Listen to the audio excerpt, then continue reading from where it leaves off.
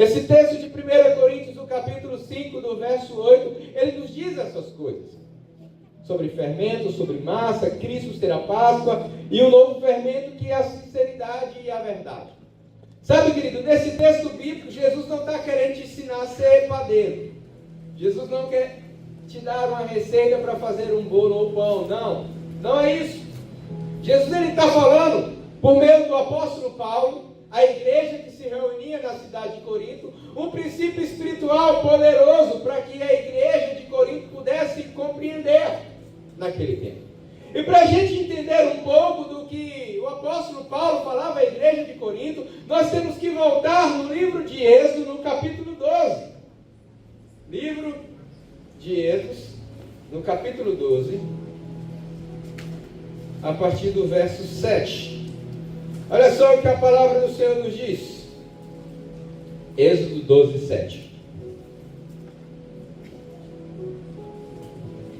Tomarão do sangue e porão em ambos os batentes e na viga da porta, nas casas em que comerem.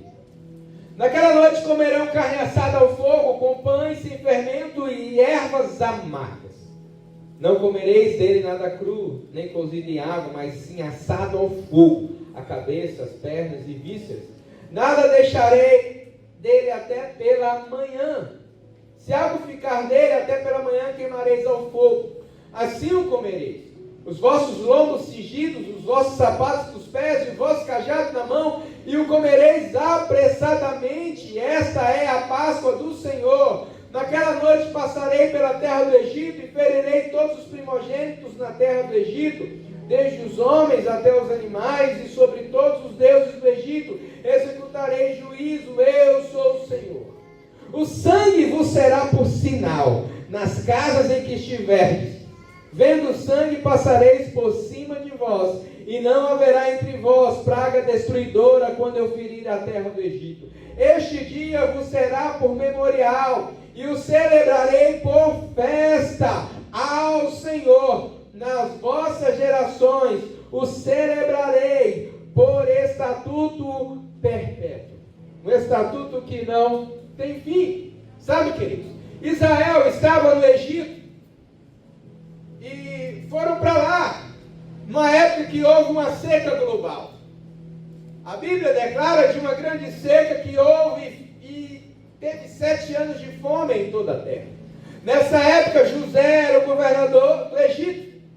Mas morreu José, morreu Faraó e morreu toda aquela geração egípcia que conhecia a história de José, que soube como José salvou o Egito e socorreu o mundo naqueles anos de crise. E por fim dos anos, quando esqueceu, aquela geração morreu, Israel ele se tornou escravo do Egito. Um povo que recebeu grande promessa, ele vivia um tempo de aflição no Egito. Um povo que era livre, que tinha promessa, se tornou prisioneiro em uma terra estrangeira. O povo descendente de Abraão, de Isaac e de Jacó era cativo no Egito. Por quê? Porque abandonaram o Senhor. Porque afastaram da comunhão com Deus.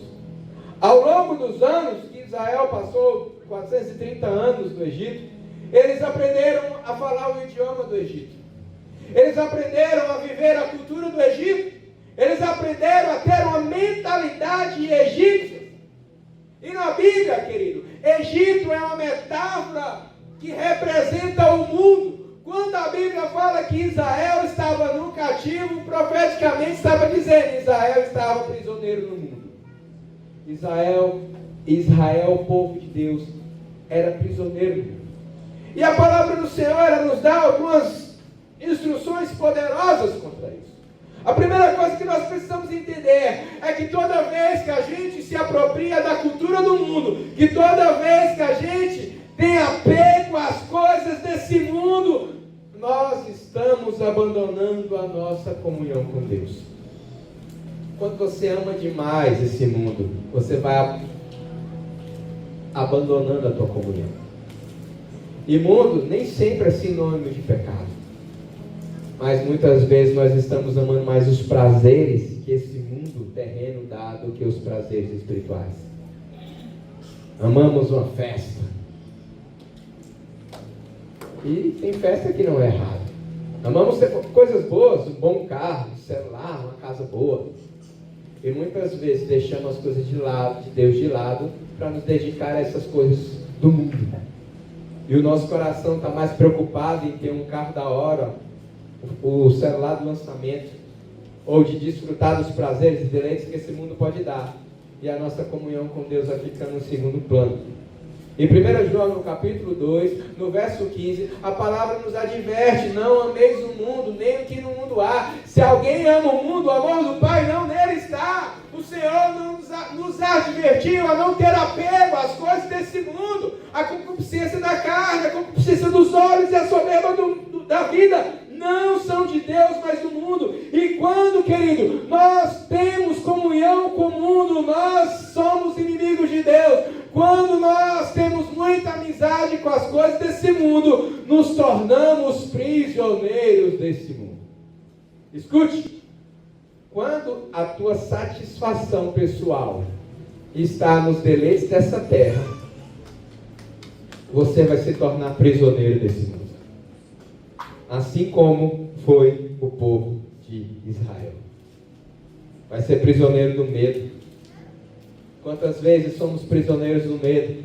Você conhece alguém que é prisioneiro do medo, que tem alguma síndrome de pânico? Amou demais o mundo. Prisioneiro da dor.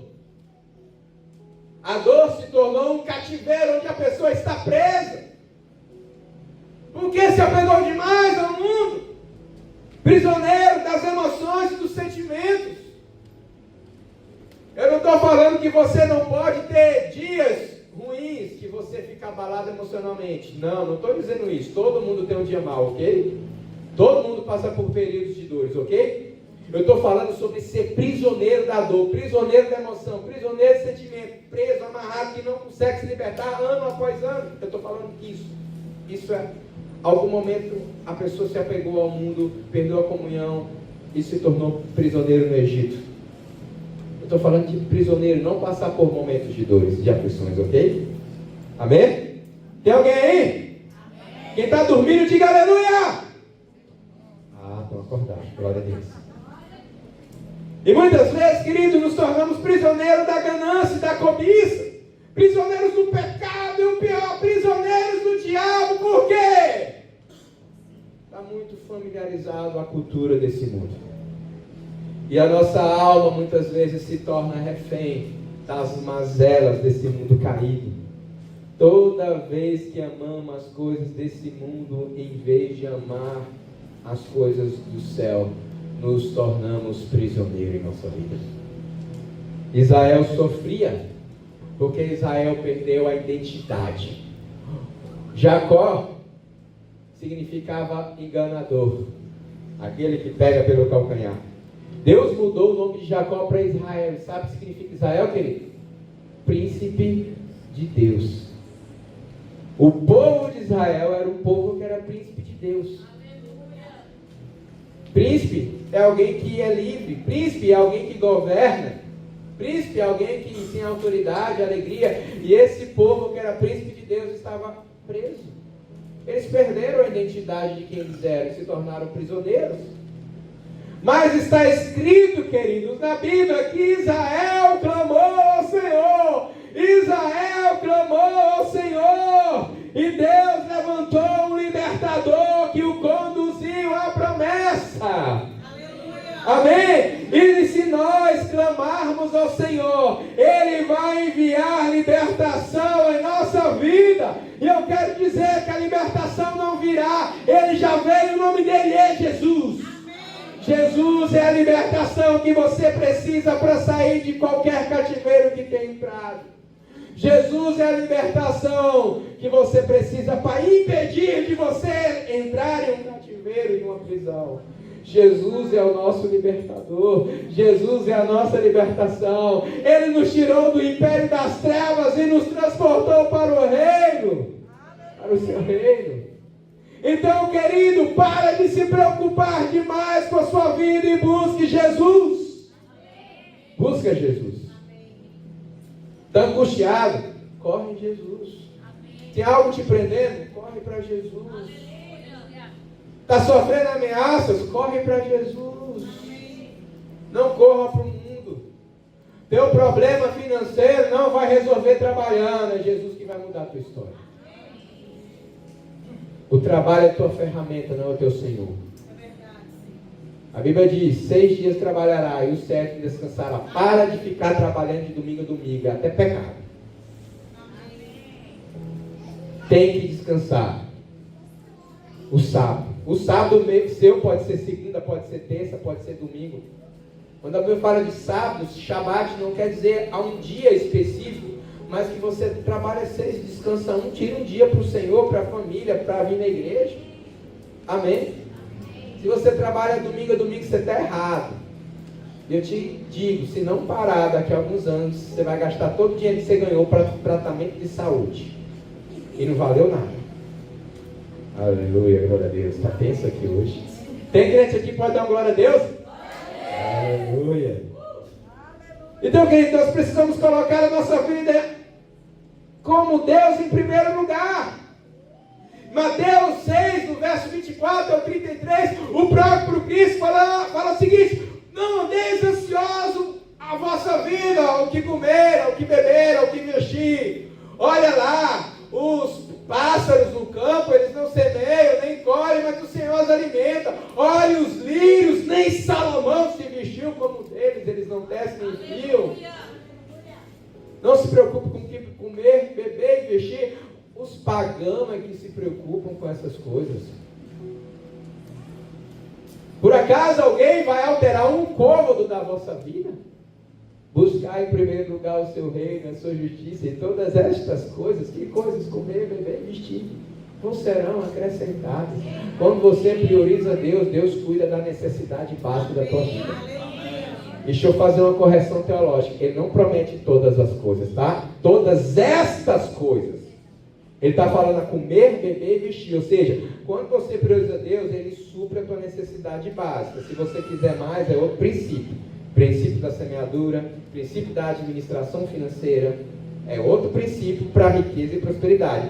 Mas buscar o reino de Deus te garante provisão na tua vida. Você não vai mendigar o pão. Nunca viu o justo desamparado e nem a sua descendência mendigar o pão. Aleluia. Amém? Então nós precisamos colocar Deus em primeiro lugar. O povo começou a clamar. E sabe o que aconteceu? Deus, a resposta de Deus, sabe o que foi? Um menino. Eles começaram a clamar. Deus deu um menino para Arão e Joquebede. Vocês até conhecem, né? Ô Joquebede, Moisés não vai morrer. Eu posso ouvir o choro do bebê. Gente, a primeira vez que eu ouvi essa música eu chorei. Eu imaginei Joquebede na tenda, porque havia um decreto. A resposta de Deus foi uma criança.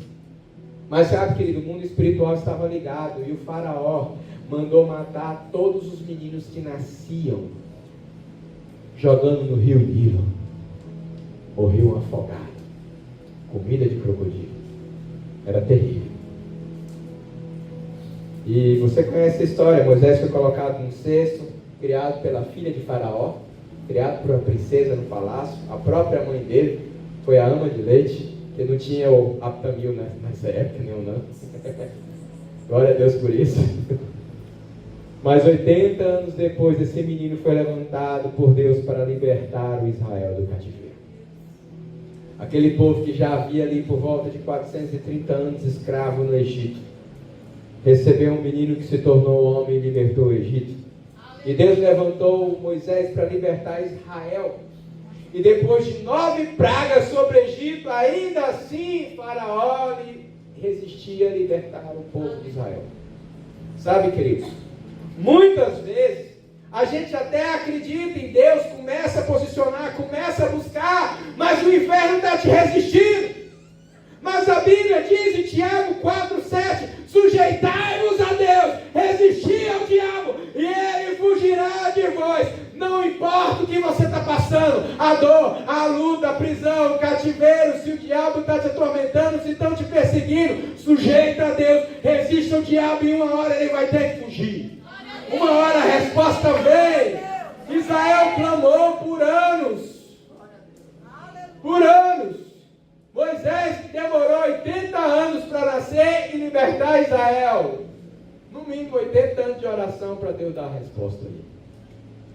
Deus teve um propósito, por que tanto tempo? Não vamos entrar nesse ponto hoje é Páscoa. Eu estou dando uma introdução para você entender um pouco. Amém?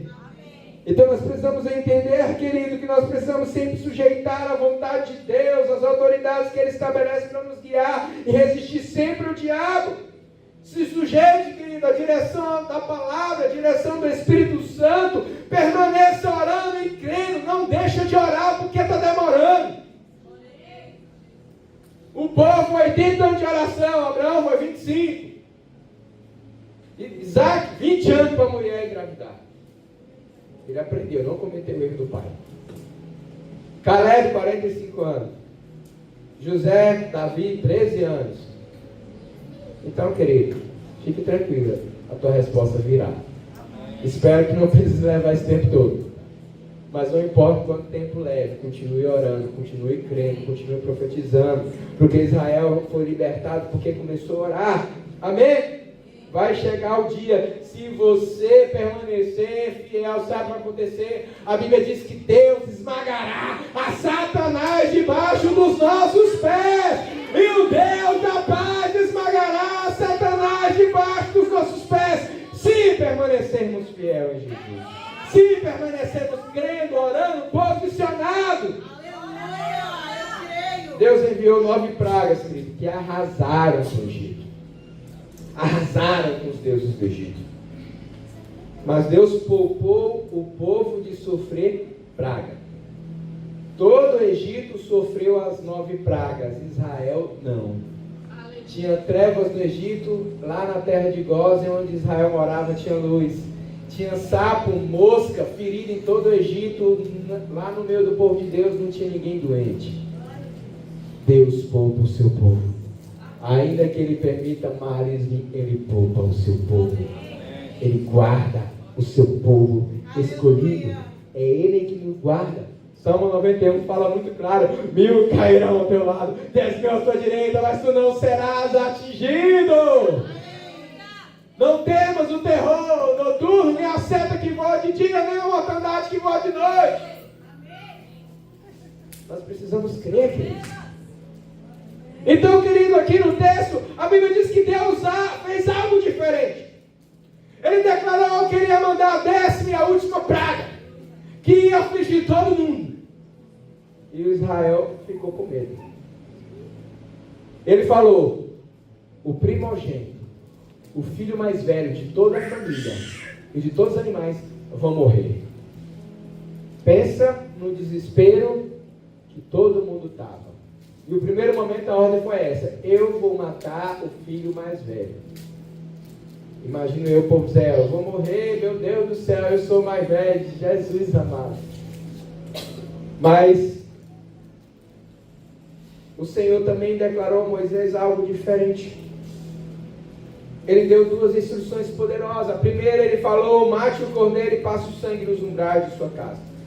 Porque quando a morte chegar sobre o Egito, a casa onde ele vê o sangue ali nos umbrais, no batente das portas, o anjo da morte vai passar e ninguém vai perecer ali. Mas aonde chegar a morte e não tiver o sangue, ali vai morrer o filho mais velho. Sabe, queridos, o sangue de Jesus nos protege. O sangue de Jesus nos livra de toda sentença, de todo decreto de morte. Esse dia nós celebramos aqui a festa do Purim, vimos que Jesus, Ele anula decretos e sentenças contra nós, e nós precisamos do sangue de Jesus sobre a nossa vida, sobre a nossa casa. Por isso, todos os meses nós tomamos a ceia do Senhor profeticamente, dizendo que o sangue de verdade faz parte da nossa vida. Amém. Nós precisamos, queridos, nos revestir com esse sangue, nos cobrir com o sangue de Jesus. Clamar que o Senhor libere esse sangue sobre nós. Porque quando vir as trevas, se tiver o sangue dele sobre nós, seremos poupados. Mas se não tiver o sangue, seremos setados. Nós precisamos de Jesus. Nós precisamos do sangue de Jesus sobre nós. Esse sangue é poderoso. esse sangue derramado. Que lindo desenho. Glória a Deus. Pela cooperadora, desenho algo profético. Glória a Deus por todos que trabalharam nessa. Gente, que linda essa decoração, né? Aqui a mesa, painel para você tirar foto ali. Não sai sem tirar uma foto ali. Registre isso, essa festa da Páscoa. Mas nós precisamos crer de fato do sangue dele sobre nós. E depois de passar o sangue sobre os umbrais da porta, o Senhor, por meio de Moisés, estabeleceu a festa da Páscoa. Páscoa, querido, no hebraico significa passagem. A palavra Páscoa significa passagem. Israel era prisioneiro em cativeiro no Egito, mas Deus estava abrindo uma passagem, onde o povo iria por um caminho de libertação, uma passagem que não havia, uma passagem que não existia, e por isso ele estabeleceu a festa da Páscoa, da passagem de escravos para livres, de prisioneiros para libertos. Ele criou. E Jesus, querido, ele é o caminho, a verdade e a vida. Então Deus estabeleceu o mandamento perpétuo para que celebrasse essa passagem, a festa da Páscoa. E Jesus esse caminho, assim como nós estávamos presos nas trevas da condenação, Jesus abriu um caminho de volta, uma passagem de volta à comunhão a Deus. Porque Jesus ele não veio estabelecer uma nova religião mundial. Não, Jesus ele veio como um caminho de volta ao homem para Deus. Ele estabeleceu uma Páscoa, uma passagem. E anualmente nessa data, judeus e cristãos celebram a festa da Páscoa em toda a terra. Mas o Senhor ele deu algumas instruções poderosas aqui no livro de Êxodo sobre a festa da Páscoa. Seria um dia de alegria e celebração. Por isso nós dançamos aqui, nós celebramos, nós pulamos, porque Páscoa é dia de alegria. Eu estava indo para o quinto dos infernos e o Senhor me tirou de lá. Eu estava morto com meus delitos e pecados e meu Senhor me salvou. Havia um decreto de morte contra mim, Ele me trouxe vida. Então eu vou celebrar porque Jesus ressuscitou e eu vou ressuscitar com Ele um dia. Mas na festa de Israel, na Páscoa, Ele declarou nessa Páscoa que eles comeriam 3 ingredientes proféticos. Alguém pode trazer para mim lá um exemplo? O primeiro é o pão sem fermento, como nós lemos em Êxodo 12. O pão sem fermento era a representação do pão sem pecado, porque o fermento era um reflexo de uma vida de pecado. E eles falaram, vocês vão comer um pão sem fermento, porque na vida de vocês não pode ter pecado. E vocês vão comer com pressa, porque quando a passagem se abrir, vocês vão sair correndo. Literalmente, eles saíram correndo do Egito. Antes que Faraó mudasse de ideia, e nós vamos ver que ele mudou mais à frente. E ele falou que eles também comeriam um cordeiro. O cordeiro cujo qual, vocês daqui a pouco vão receber isso. O pão sem fermento, se pão sem fermento. Pelo menos o padeiro disse que não tinha fermento. Se tiver, depois ele vai se ver com Deus. Ele disse que não tinha fermento nesse pão. O cordeiro, que significa o cordeiro que foi sacrificado pelo nosso pecado. O cordeiro que foi sacrificado lá em Israel. Porque o sangue foi colocado nos umbrais. E eles comiam desse cordeiro para dizer, o cordeiro morreu no lugar deles.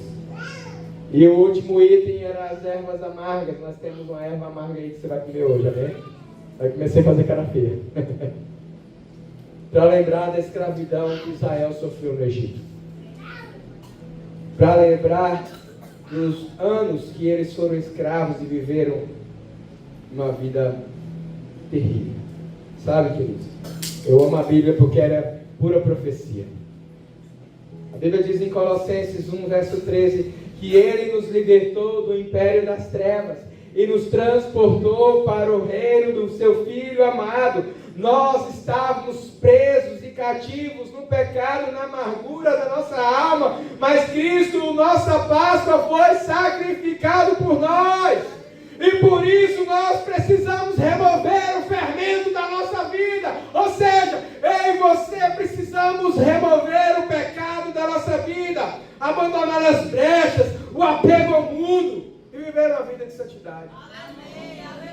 Nós temos que tomar a decisão. Eu não quero pecar. Eu não quero fazer nada que possa me levar a pecar. Porque o pecado, ele vem, ele cresce se você alimenta. Eu lembro que alguns anos atrás, chegou no Instagram esse negócio de reels, de fotos, e começou a aparecer no meu Instagram um monte de fotos de mulher de biquíni fazendo dancinha. Eu falei, que miséria é essa no meu celular, meu Deus do céu? E eu olhando assim, e era só feia, só que não. Aqueles corpos esculpidos em academia, e sabe-se lá o que? Eu falei, Jesus, isso está errado. Eu estava para ter que excluir. Eu falei, isso vai dar problema para mim, eu sou casado. Essas mulheres aqui no meu celular, depois eu estou olhando alguma coisa, aparece bem na hora que a minha mãe chega, vai dar ruim. E aquele negócio tenta a gente. É porque a gente é crente, bispo e casado com uma mulher linda, maravilhosa, porque eu sou apaixonado, que a gente não pode ser tentado, não. Aí, graças a Deus, Deus mandou um discípulo. Não, bispo, é só tu mandar assim o não quero ver, dislike, tá, teu negócio, que eles param de mandar esse tipo de conteúdo. Eu falei, glória a Deus, irmão, você é de Deus. Vou orar pela sua vida, me manda o Pix. Aí começaram a aparecer lá as enviadas do cão, comecei lá, não quero ver, bloqueia a pessoa, não quero ver. Pronto, hoje só aparece coisa de Deus e vídeo de engraçado. Engraçado, né? E eu estou começando a botar um não lá, porque toda vez que eu abro o celular, será? Eu falei, misericórdia, chega disso. Será o quê? Vai pra lá com esse negócio de será. Sai. Eu ia ter que cantar o será no meu celular aqui. Mas sabe, queridos, nós precisamos cortar da nossa vida todo o velho fermento, ou seja, tudo aquilo que pode nos induzir ao pecado. Cortar tudo aquilo que nos tenta. Se algo te tenta, afasta. Se uma amizade te leva para longe de Deus, corta essa amizade. Se um vídeo no Instagram está te atrapalhando, corta isso da tua vida. Se o teu trabalho está tirando você de Deus, larga esse emprego ou se organiza. Porque senão tu fica no teu trabalho, Jesus chega e tu fica bem. Nada pode te tirar da presença de Deus. E como o texto diz lá no livro que nós começamos a ler, 1 Coríntios capítulo 5, nós precisamos ser uma massa nova, uma nova criação em Cristo Jesus e viver a vida de santidade diante de Deus. Precisamos receber a Cristo, a nossa passagem de volta para Deus e celebrar a vitória da nossa liberdade em Cristo Jesus e não dar lugar ao diabo. Ele nos chamou para ser livre. É um convite, é uma convocação. E aqueles que aceitam recebem perdão, recebem libertação, recebem autoridade. Mas quem rejeita o convite de Jesus se torna escravo ou permanece escravo. Sabe, queridos, Jesus veio para que você tenha vida e evite a abundância. Eu e você éramos prisioneiros no Egito. Eu e você éramos prisioneiros desse mundo, presos em nossos delitos e pecados. Mas no momento que nós entregamos a nossa vida e reconhecemos Jesus como o único e suficiente Salvador, Ele nos libertou do império das trevas e nos transportou para o reino do seu Filho amado. Fique de pé em nome de Jesus. O Senhor, Ele tem libertação para a tua vida. O Senhor, Ele tem salvação para a tua vida, queridos. Se alguém nessa noite ainda nunca entregou a vida para Jesus publicamente, eu quero chamar você aqui na frente, que eu quero orar pela tua vida. Jesus que libertou Israel do cativeiro do Egito, Ele quer te libertar do mundo, dessa prisão. Se você hoje ainda nunca entregou a sua vida para Jesus, levante sua mão que eu quero orar por você. Ou se você se afastou dos caminhos do Senhor e hoje eu quero voltar para o caminho, eu quero voltar para a presença, eu quero voltar ao primeiro amor. Eu quero orar pela sua vida. Você que ainda nunca fez uma confissão pública diante de Jesus, ou você que um dia fez, mas abandonou. Porque a Bíblia diz, aquele que me confessar diante dos homens, eu confessarei diante de Deus. Mas aquele que não me reconhecer e não me confessar diante dos homens, eu também o negarei diante de Deus. Se você nessa noite ainda nunca entregou a sua vida para Jesus publicamente, esse é o momento, o Senhor te chama. Aproveite a oportunidade, porque hoje o Senhor tem libertação para a tua vida. Amém.